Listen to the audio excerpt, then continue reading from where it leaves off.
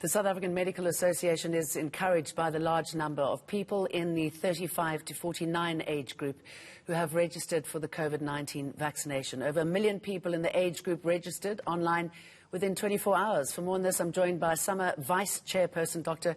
Mvuyisi Mzukwa. Very good evening to you, Doctor. So this is good news, isn't it? It really seems that that age group gets it. Good evening, Jane, and good evening to your viewers. Thanks for having us in your program.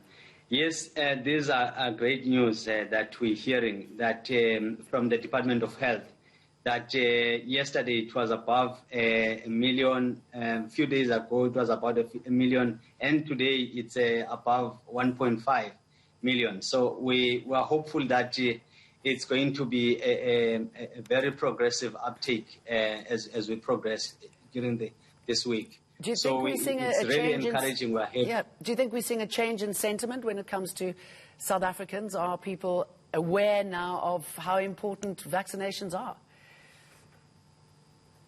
I think we must also applaud the Department of Health for these educational engagements with communities.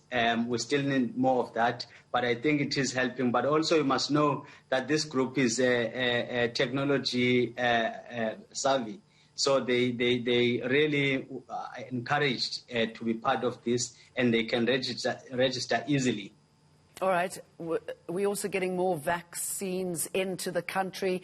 I'm just wondering, knowing that and how many are coming, what's the time frame that we're looking at now until the whole of South Africa is vaccinated? Well, it's difficult now to make that estimation, Jane, because, I mean, you've seen the stops and goes that we've had in the past, even a few days ago. It's really unpredictable if we look at what is happening. So we are guided by, the events themselves. If there's no disturbance, I think we're having a good chance of finishing as soon as we can, or even at the target time that we are expecting to vaccinate. Let's talk more about those stops and starts. What sort of impact did that have on personnel? I know many of them were traumatized by it, and we also had the warning a little earlier on that this could be a super spreader event. What are you preparing for there? I think it's very concerning that, honestly, these violent protests and also, the looting and vandalism of properties. The people there were not wearing masks. In fact, most of them were not wearing any masks. There was no social distancing. You can expect, obviously, a rise in cases. But also, I think it may bring some, fear, to some of the people to say, what if, something happens while I'm in the vaccination stations? Maybe we may need to brief up some security around those vaccination sites to make sure that our communities are safe there.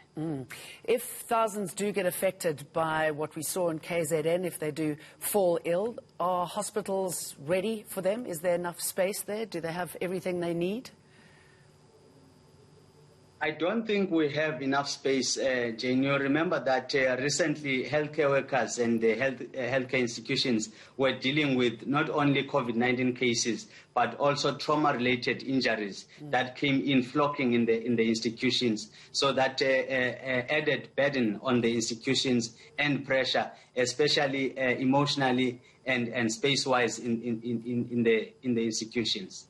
All right, we're seeing more sites opening up in Gauteng. Is this something that's going to roll out across the country?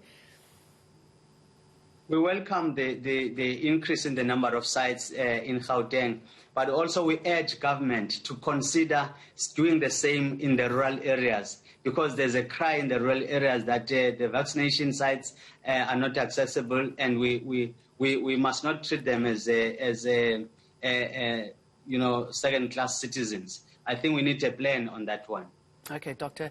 Mzukwa, thank you very much for talking to us.